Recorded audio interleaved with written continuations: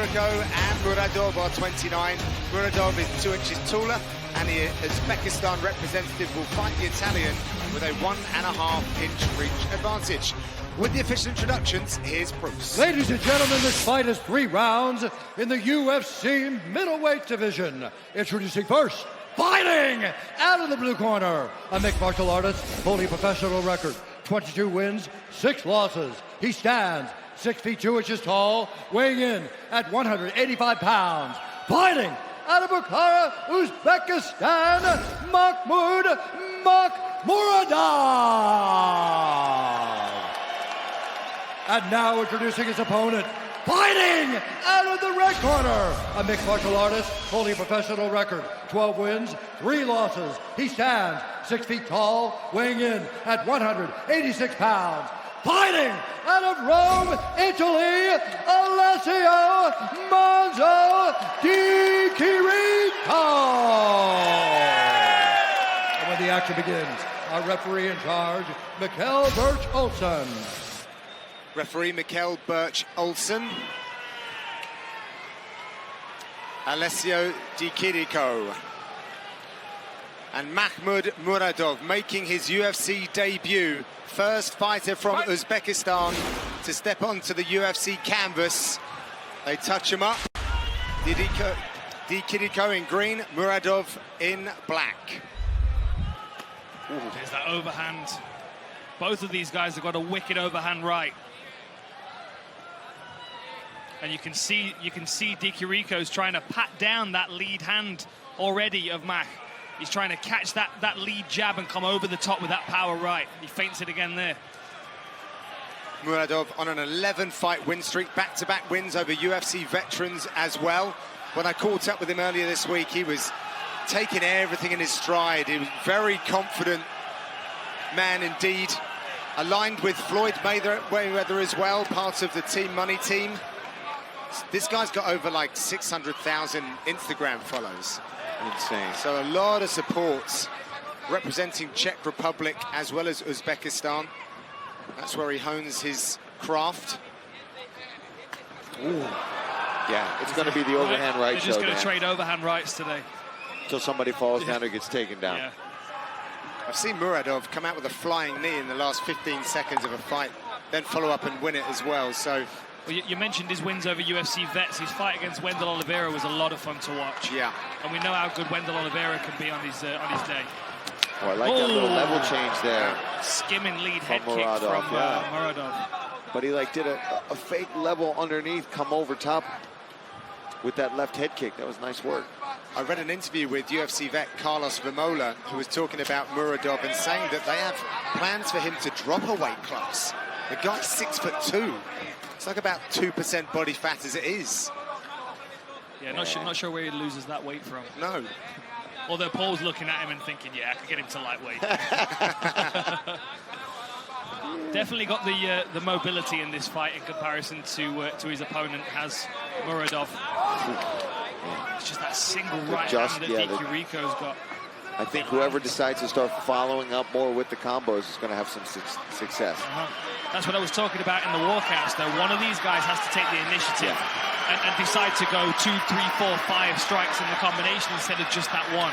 I like the movement from Murodov early, but he's still doing, ones and twos a lot of the time. Maybe he's trying to feel out Di Chirico in the beginning of the fight so he can measure that right hand and see where he's vulnerable to catch him. That would be a good time for Murodov to level change too. Get Alessio to really open up with that big right hand, because you see how he's wide and he swings and all his weight comes forward with it. Yeah. It'd be a good time to try to get underneath him and take him down. But both these guys right now just happy to swing bombs at each other. You see Alessio winding up for that right hand. But he's not put much of a setup out there for it. He's just waiting to counter with it. See right there, just nothing. No setup behind that right hand. Part of the Gloria fight team in Rome, Italy, is Manzo Di Chirico. As he blocks a big right hand from Murodov. He's relaxed in there, smiling. There's a spinning back kick out of nowhere. Oh, wow. Oh! just missed, but Di Chirico thought that he was going to be able to capitalize on something that wasn't there. Really obviously reaching for the jabbing hand of, oh, that was a nice counter right. We'll see as Murodov moves in, you'll see constantly Di Chirico reach for that jabbing hand to try and catch it. He's bringing that a long way away from his face as a blocking hand. Something that Murodov could potentially exploit if he starts to spot it. And I think for Di Chirico, yeah, he's got to use that left hand to bait Mahmud into that right hand, right? If he could start slapping with his left hook, or like he did there, where he level changed. Nice takedown attempt. Is it on that same? Nice work there from. That was almost celebrated though by Murodov as well. So they were, looks like they were expecting the takedown of the Italian. Good head movement there. Yeah, the speed advantage. Definitely from Murodov. Right? Yeah. He's expecting the right hand now, which allows him to be a bit more aware of what's coming back in his direction and able to slip out of the way of it. Di Chirico's having the success when he's closing distance, when he's forcing Murodov against the fence. Oh, he's wobbled him, but apparently not. Looked more like a clash of heads, that did to me. Oh, man, last 10 seconds. Hands together. They're going for it, and the crowd are getting behind it.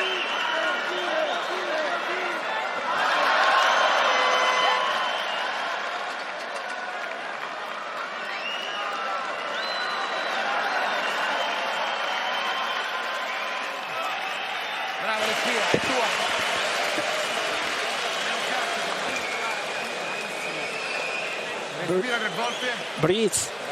Breathe. 3 times. Good. Every time you have to do what I have to say. Manzo 3. You give him too much space.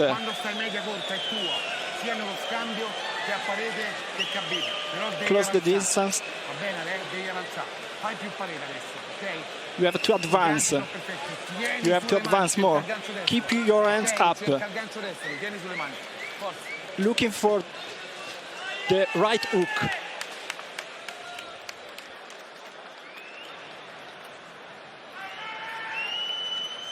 Back live at the Royal Arena, Copenhagen, for this middleweight contest. They touch the gloves. They get ready for round number 2. Di Chirico opening up early with a leg kick. I get the feeling, though, that Murodov is starting to enjoy himself in there a little bit. Yeah, I think he started to figure out the intentions of Di Chirico as well.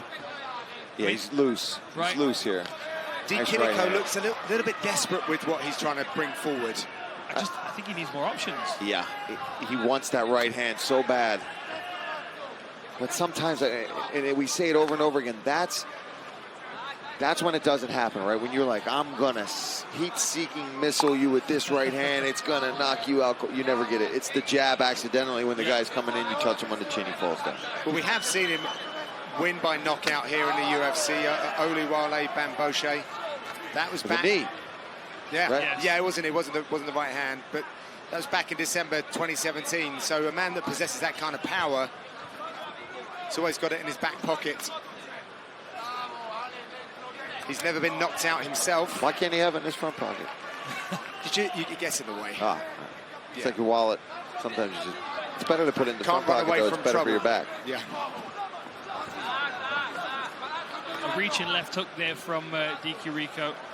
Murodov is able to just find his way out of range. I mean, that's probably the best shot he's been caught with, was that low kick right there.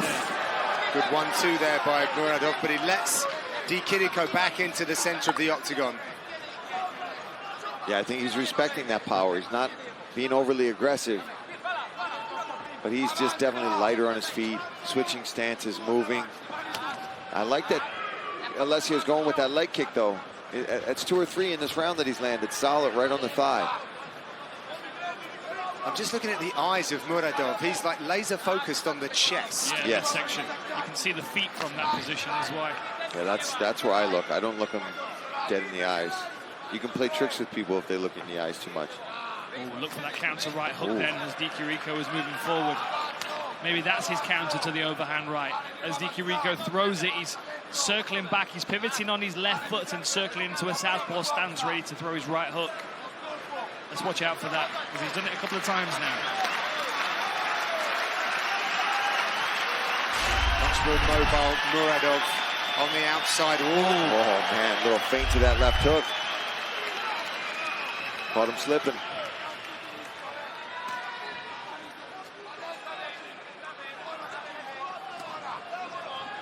Even if he threw the right hand a little straighter, I think he would have more success. There's such an arc to it. It's giving Murodov a window to escape. And Murodov, on the other hand, is throwing it straight. He's throwing that left hook and then like a laser down the middle. Most of them being blocked by Alessio, but he's having more success at least knocking him off balance with them as well. Who we think is going to shoot for the first takedown? Oh, I think Murodov's going to level change in a minute. I wouldn't be surprised.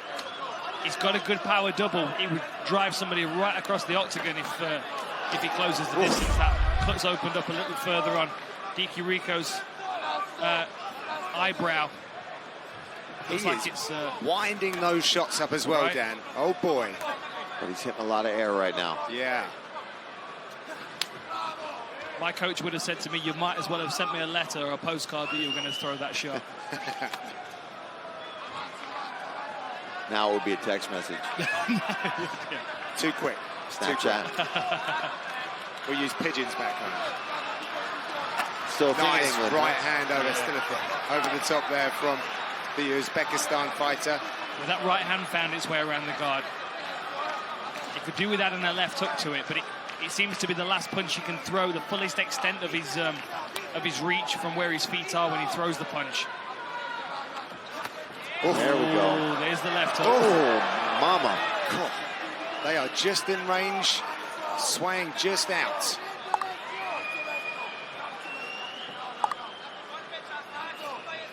Kind of on the edge of my seat here, because it feels like something big's about to happen at any moment. Well, you just jinxed it. Oh! Oh, man, I thought that was it, John. I was about to high-five you. For my benefit. No, I thought that was going to land. That was a comedy call from Paul Felder. I just woke everybody at home up. Get up. Last few seconds in this round. Di Chirico is chasing down Murodov. Back with round 3 after these.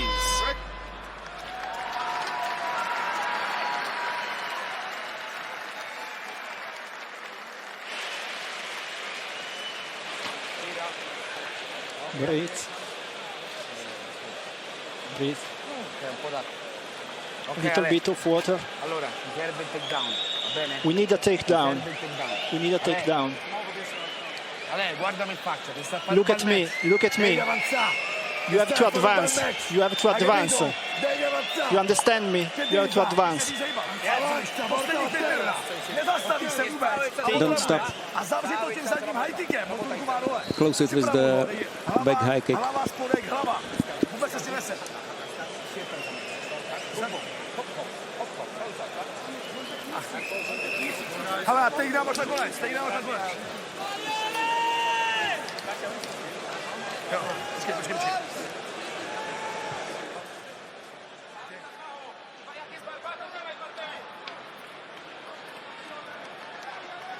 Back in Copenhagen for the third and final round of this middleweight contest. It was a very spirited Italian corner for Di Chirico. They wanted a takedown, which is quite interesting, but it would certainly change things up a little bit. You guys have been talking about a more varied offering. I agree, but I think that needed to happen maybe earlier in the fight. You need to make your opponent aware that there are several different strikes that they could be threatened with, and if you continue to reinforce through the first and second that really the overhand right is the only thing you have to concern yourself with, you start building an easy game plan to work around that. The reason that mixed martial arts is so difficult is because there are so many options. So if you know you only have to deal with one major thing, it's quite a relief, really. I think they just put themselves back in position. I'm not sure exactly what happened. They certainly did. I think there was a couple knees where it looked like Alessio was complaining there was a groin strike, and the ref recognized one they stopped for a second and then kind of just clinched back up. Yeah. Good feints from Murodov still. Oh, that left hook landed. And that's what I think Alessio needs here in this third round. I think he needs a stoppage. He's coming forward. He's going for it, that's for sure. He's launching himself into these shots. Nice little elbow there from Murodov. Oh, nice counter left there by Murodov. Now he's established his jab. I'd like to see him start using that left hook as his lead punch. Because Dikirico is... Oh, that was a good right hand.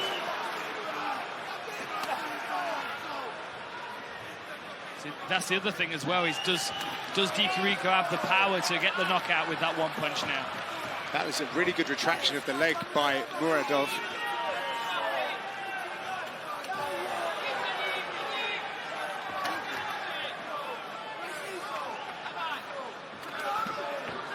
Ooh. Left hook landed again for Dikirico. He's got to keep on that pressure if he wants to fight. To an elbow, perhaps. This is his opportunity, but again, the corner asks for the takedown, but he's seemingly just trying to get into positions where he can do damage. Halfway through the round. Nice little up elbow there.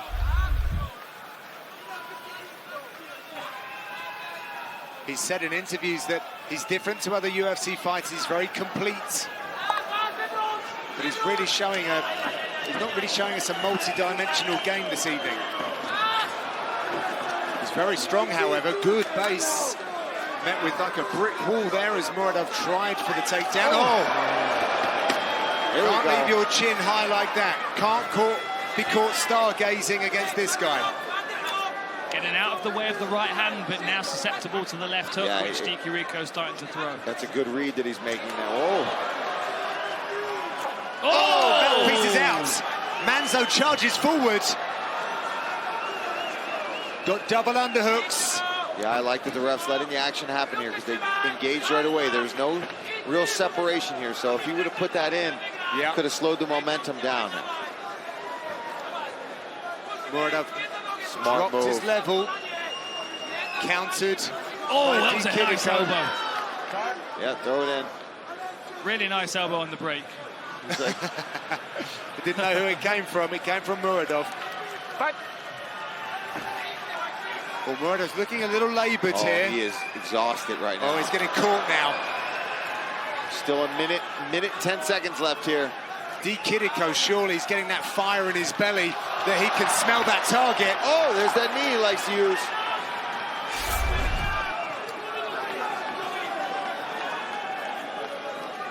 Much better strike count for Dikirico in this final round. He's more about the power than the high outputs. Gets his chin checked there. But having more success since he started adding more punches to his combination.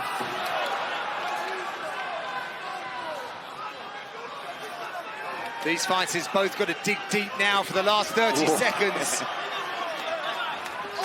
Counter right hand there. Looking for the knee. Looking for that knee. Just came out the right side. Did Murodov. Last 20 seconds as Dikirico goes hunting.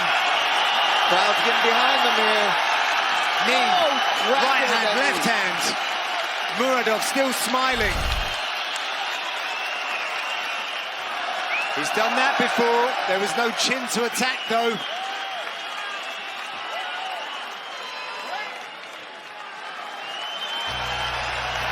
And apparently that is the end for that fight. We have to wait for the judge's decision.